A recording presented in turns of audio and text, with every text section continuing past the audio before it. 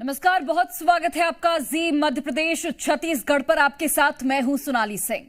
कारगिल युद्ध का आज 25वां विजय दिवस है। पूरा देश आज कारगिल में शहीद हुए अपने वीर सपूतों को याद कर रहा है। प्रधानमंत्री नरेंद्र मोदी ने द्रास पहुंचकर कारगिल वॉर मेमोरियल पर शहीद जवानों को श्रद्धांजलि दी, तो वहीं पीएम मोदी ने शिकुन लॉ सुरंग का शिलान्यास करते हुए दुनिया के सबसे ऊंचे टनल प्रोजेक्ट को शुरू किया। सबसे पहले ये खास तस्वीरें आप देखिए।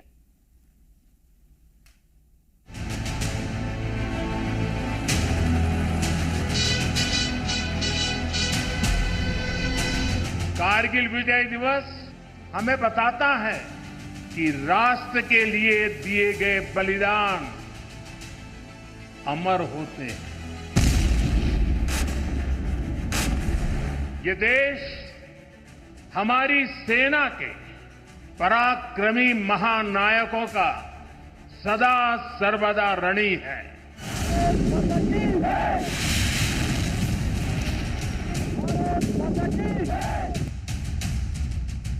मैं आतंकवाद के इन सरपरस्तों को कहना चाहता हूं कि उनके नापाक मंसूबे कभी कामयाब नहीं होंगे।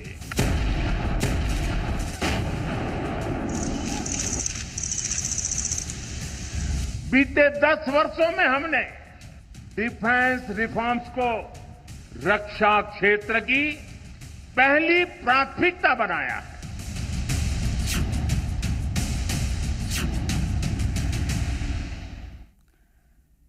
तो बिल्कुल देखिए, कारगिल वॉर मेमोरियल में शहीदों को श्रद्धांजलि देने के दौरान पीएम ने एक बार फिर पाकिस्तान को कड़ी चेतावनी दी है। पीएम मोदी ने कहा कि पाकिस्तान अपने मंसूबों में कभी कामयाब नहीं हो पाएगा और आतंकियों को हम पूरी ताकत से कुचलेंगे। पीएम ने इस दौरान शिकुन लॉ टनल से लद्दाख के विकास का दावा भी किया है। सेना की तरफ से आप सभी का इस कारगिल वॉर मेमोरियल में हार्दिक स्वागत तथा अभिनंदन करते हैं।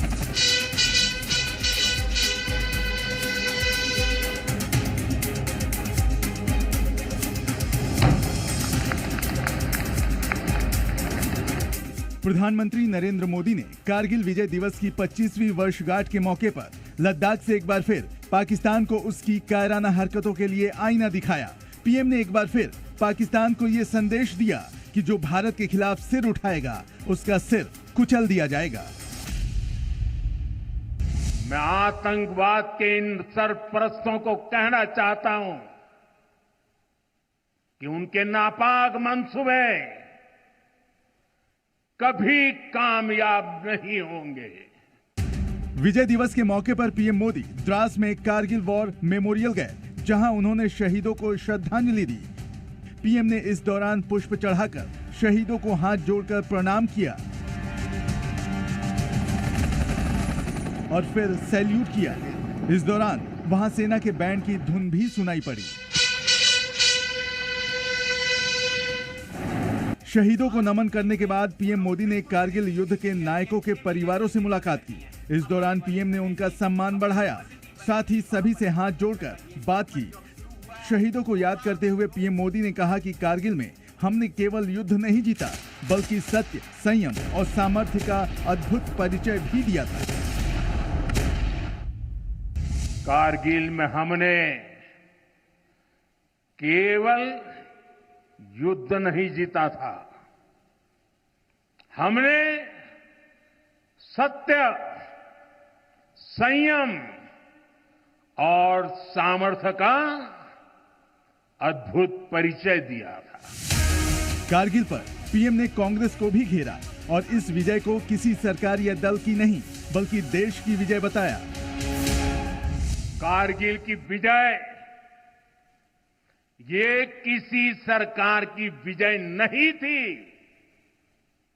कारगिल की विजय ये किसी दल का विजय नहीं था। ये विजय देश की थी। ये विजय देश की विरासत है। शहीदों को श्रद्धांजलि देने के लिए पीएम ने लद्दाख के विकास के लिए एक सौगात भी दी। पीएम ने लद्दाख को सीधे हिमाचल प्रदेश से जोड़ने के लिए दुनिया की सबसे ऊंचाई वाली शिंकुनला टनल प्रोजेक्ट का शिलान्यास किया। लद्दाख के नीमू पदुम दारचा इलाके में साल के 4 से 5 महीने बर्फबारी की वजह से रास्ते बंद हो जाते हैं, जिससे पूरे इलाके का संपर्क कट जाता है। लेकिन टनल के बनने के बाद से रास्तों पर लगने वाला बर्फीला ब्रेक फेल हो जाएगा। ये टनल लद्दाख के विकास और बेहतर भविष्य के लिए नई संभावनाओं का नया रास्ता खोलेगी। शिंकुनला टनल से पहले लद्दाख में 13 किलोमीटर लंबी जोजिला टनल भी बनाई जा रही है, जिसका काम तेजी से जारी है। इसके बनने से नेशनल हाईवे पर भी ऑल वेदर कनेक्टिविटी हो जाएगी। इससे हमारी कनेक्टिविटी बढ़ जाएगी, फोर्सेस की मूवमेंट बढ़ जाएगी, लॉजिस्टिक सपोर्ट के साधन बढ़ जाएंगे और सोशियो और इकोनॉमिक डेवलपमेंट जो है लद्दाख का बहुत बड़े पैमाने पर होगा। 5 मई 1999 को पाकिस्तान की घुसपैठ के बाद भारत और पाकिस्तान के बीच कारगिल की पहाड़ी चोटियों में मई से जुलाई महीने में 84 दिनों तक युद्ध हुआ था। 26 जुलाई 1999 को भारत की जीत के साथ युद्ध आधिकारिक तौर पर खत्म हुआ, जिसके बाद से भारतीय सैनिकों के बलिदान और वीरता को याद करते हुए हर साल 26 जुलाई को कारगिल विजय दिवस के रूप में मनाया जाता है। ब्यूरो रिपोर्ट, जी मीडिया। तो कारगिल विजय दिवस की 25वीं वर्षगांठ लद्दाख तो अग्निपथ योजना का भी मुद्दा उठा। पीएम ने शहीदों को श्रद्धांजलि देते हुए अग्निपथ योजना की तारीफ की। साथ ही इस मुद्दे पर राजनीति कर रहे विपक्ष के आरोपों का भी जवाब दिया। पीएम ने विपक्ष पर अग्निवीर योजना पर भ्रम फैलाने और युवाओं को गुमराह करने का आरोप लगा दिया है।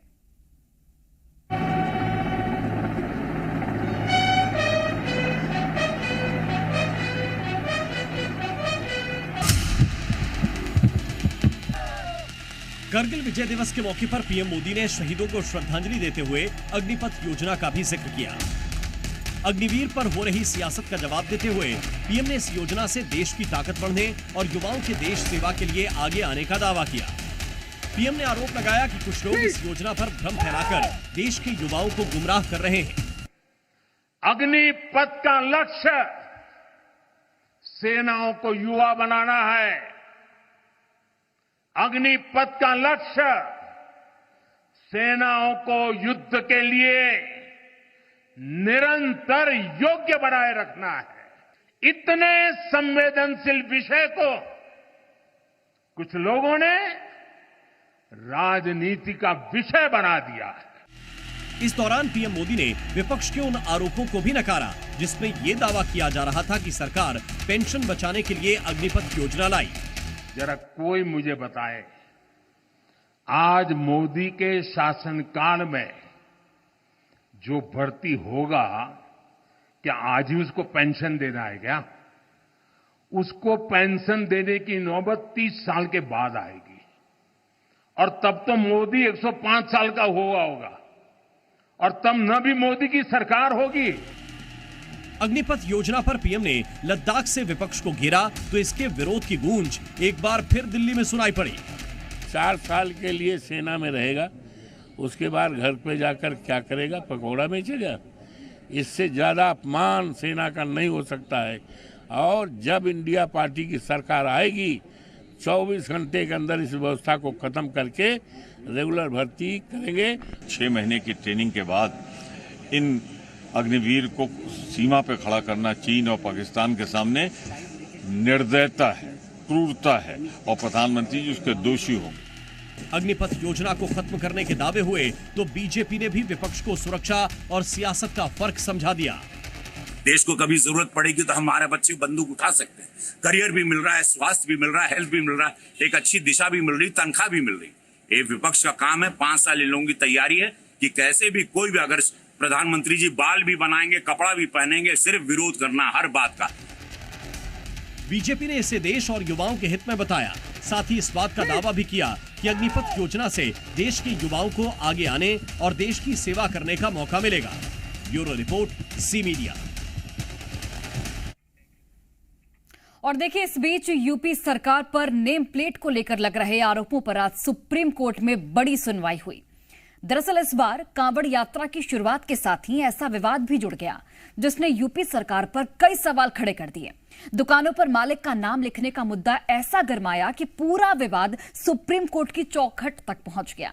अब सुप्रीम कोर्ट के आदेश के बाद यूपी सरकार ने अपने आदेश की सफाई में जवाब दाखिल कर दिया है।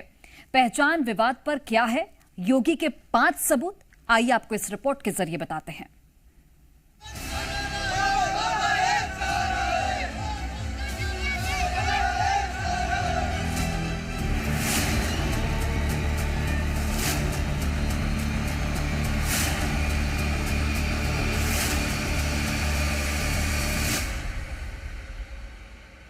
सावन के महीने में कांवड़ यात्रा की शुरुआत के साथ ही दुकानों पर नेम प्लेट लगाने का विवाद भी शुरू हो गया था। धार्मिक यात्रा के दौरान पहचान वाले नेम प्लेट के आदेश ने सांप्रदायिक रंग ले लिया और ये विवाद सियासी गलियारों से होता हुआ सुप्रीम कोर्ट तक जा पहुंचा।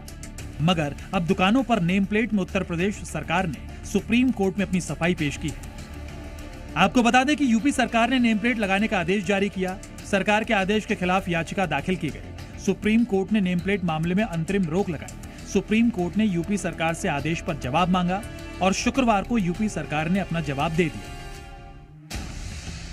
योगी सरकार ने अपने फैसले का बचाव करते हुए कहा कि कांवड़ यात्रा के दौरान खाने की गलतफहमी को लेकर पहले भी तनाव और झगड़े होते रहे हैं। सरकार ने कहा कि इस आदेश का मकसद था कि कांवड़ियों को पता रहे कि वो क्या ले रहे हैं। सुप्रीम कोर्ट में योगी सरकार की तरफ से कहा गया कि सरकार ने यह आदेश इसलिए लागू किया था जिससे कांवड़िए किसी दुकान से प्याज लहसुन वाला खाना ना खा ले। कांवड़ियों को यह पता होना चाहिए कि वो कहां और क्या खा रहे हैं। कांवड़ यात्रा में शांति, सुरक्षा और पारदर्शिता लाने के लिए निर्देश दिए थे। सरकार ने कहा कि आदेश किसी धर्म के आधार पर भेदभाव नहीं करता। दुकानों पर नाम लगाने का आदेश किसी खास मजहब के लिए नहीं बल्कि सभी धर्मों के लिए था।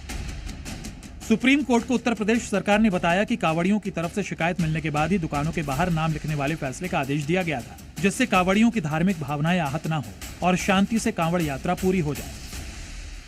यूपी सरकार का कहना है कि कांवड़ यात्रा के दौरान खाने पीने को लेकर गलतफहमी पहले भी तनाव और झगड़े की वजह बनती रही है। कांवड़ियों की इसको लेकर शिकायतें भी आती रही हैं। लिहाजा कांवड़ियों को ये पता रहे कि आखिर वो कैसा भोजन ले रहे हैं, ये सुनिश्चित करने के लिए राज्य सरकार ने ऐसे निर्देश जारी किए हैं ताकि गलती से भी कांवड़ियों की धार्मिक भावना आहत ना हो और कोई अप्रिय हालात ना बने। उत्तर प्रदेश सरकार ने सुप्रीम कोर्ट में दलील दी कि राज्य में धर्म के आधार पर किसी को भी व्यापार करने से नहीं रोका गया है। सरकार ने सुप्रीम कोर्ट में जवाब दिया कि केवल मांसाहारी भोजन बेचने पर प्रतिबंध को छोड़कर बाकी सभी लोग अपना व्यापार करने के लिए आजाद हैं। यूपी सरकार ने कहा कि इस आदेश में अलगाव जैसा माहौल बनाने जैसा कुछ नहीं है और जबरदस्ती इस मामले को सांप्रदायिक रंग देने की कोशिश की जा रही है। इन दलीलों को रखते हुए यूपी सरकार की ओर से वकील मुकुल रोहतगी ने कहा कि ये कानून व्यवस्था से जुड़ा मामला है और सरकार लॉ एंड ऑर्डर को मेंटेन बनाए रखने के लिए ऐसे आदेश ला सकती है। ब्यूरो रिपोर्ट, जी मीडिया। तो बिल्कुल देखिए, नेम प्लेट पर विवाद लगातार जारी है। दुकानों के बाहर किसने लगाए पोस्टर, ये सवाल खड़े हो रहे हैं। दुकानदारों को पोस्टर क्यों बांटे गए, ये भी सवाल लगातार पूछा जा रहा है। हिंदूवादी संगठन की ये मुहिम आखिर कैसी है? सुप्रीम कोर्ट के आदेश के बावजूद ऐसी तस्वीर क्यों सामने आई? तो एक तरफ सुप्रीम कोर्ट ने यूपी सरकार के नेम प्लेट वाले आदेश पर रोक लगा दी है, तो वहीं शहर शहर इस आदेश की काट निकाली जा रही है। अब गाजियाबाद में कुछ हिंदूवादी संगठन के कार्यकर्ता तख्ती लेकर पहुंच गए जिस पर लिखा है, गर्व से कहो हम हिंदू हैं।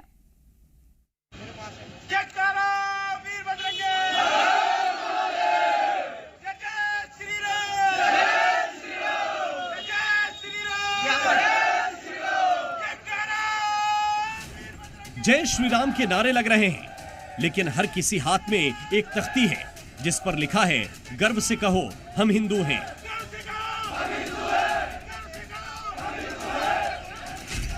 इस तख्ती पर एक तरफ है मुख्यमंत्री योगी आदित्यनाथ और दूसरी तरफ भगवान भोलेनाथ की तस्वीर।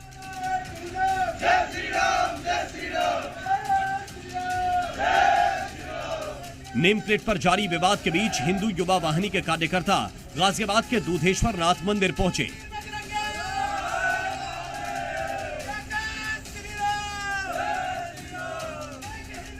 हिंदूवादी संगठन ने मंदिर परिसर में बनी दुकानों पर यह पोस्टर चस्पा कर दिया और दुकानदारों को भी यह पोस्टर बांटा। मंदिर के आसपास बने प्रसाद की दुकानों से लेकर पान की दुकान पर यह पोस्टर चिपका दिया। हिंदू युवा वाहिनी के कार्यकर्ताओं ने यह बोर्ड क्यों लगाया, अब वो भी सुनिए। शांति प्रिय कांवड़ यात्रा सकुशल संपन्न हो, किसी कांवड़िए के धर्म के साथ, आस्था के साथ खिलवाड़ ना हो, इसीलिए हम सभी हिंदू भाइयों की दुकानों पर एक बोर्ड नेम प्लेट के नाम से लगाने जा रहे हैं, जिस पर स्लोगन है गर्व से कहो हम हिंदू हैं। खास बात यह है कि हिंदूवादी संगठन की इस मुहिम का दुकानदार भी समर्थन कर रहे हैं। अच्छा, यहाँ पोस्टर लगाया, किसी तरह की कोई आपत्ति आप? ना कोई दिक्कत ना, तन मन धन से हमेशा तैयार रहते हैं। सुप्रीम कोर्ट ने जब से नाम लिखने पर अंतरिम रोक लगाई है, उसके बाद ऐसी कई तस्वीरें सामने आ चुकी हैं। कल मुजफ्फरनगर से तस्वीरें आई थीं, जब महंत यशवीर ने हिंदू ढाबों पर भगवान की तस्वीरें बांटी और दुकानदारों को अपनी दुकानों पर भगवा झंडा लगाने की मांग की। लखनऊ में भी हिंदूवादी संगठनों ने दुकानदारों से नेम प्लेट लगाने की मांग की।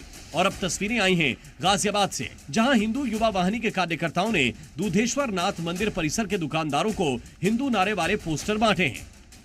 कहीं महंत जी तस्वीरें बांट रहे हैं तो कहीं हिंदूवादी संगठन के नेता पोस्टर बांट रहे हैं। ऐसे में सवाल उठता है कि आखिर ऐसा करके ये क्या साबित करना चाहते हैं? जब सालों से बिना नाम लिखे दुकान चलाने की व्यवस्था चली आ रही है, तो फिर अचानक से व्यवस्था परिवर्तन की कोशिश क्यों की जा रही है? कहीं ये सुर्खियां बटोरकर अपना नाम चमकाने की कोशिश तो नहीं? ब्यूरो रिपोर्ट, जी मीडिया। और देखिए, शनिवार को ऐसा संयोग बन रहा है जब उत्तर प्रदेश और बंगाल के सीएम पीएम मोदी के साथ मुलाकात करने वाले हैं। मौका नीति आयोग की बैठक का है, लेकिन दोनों नेता पीएम मोदी के सामने अपने अपने एजेंडे और तैयारी के साथ मौजूद होंगे। सीएम योगी आदित्यनाथ उत्तर प्रदेश में बीजेपी की अंदरूनी कला और लोकसभा चुनाव में बीजेपी के खराब प्रदर्शन पर चर्चा कर सकते हैं, तो वहीं ममता बनर्जी केंद्र की नीतियों के खिलाफ पीएम मोदी से बातचीत करने का मन बनाकर दिल्ली पहुंची हैं। रिपोर्ट दिखाते हैं आपको। इंडिया गठबंधन के विरोध के बाद भी नीति आयोग की बैठक में ममता बनर्जी शामिल हो रही हैं। 27 जुलाई को दिल्ली में होने वाली नीति आयोग की बैठक के लिए ममता बनर्जी कलकत्ता से रवाना हुई तो अपनी सोच साफ कर दी। ममता बनर्जी ने कहा कि वो नीति आयोग की बैठक में बंगाल के साथ किए जा रहे राजनीतिक भेदभाव के खिलाफ विरोध प्रदर्शन करेंगे। তার জন্য আমরা এই ডিসক্রিমিনেশনটা, এই পলিটিক্যাল বায়াসনেসটা মেনে নিতে পারছি না।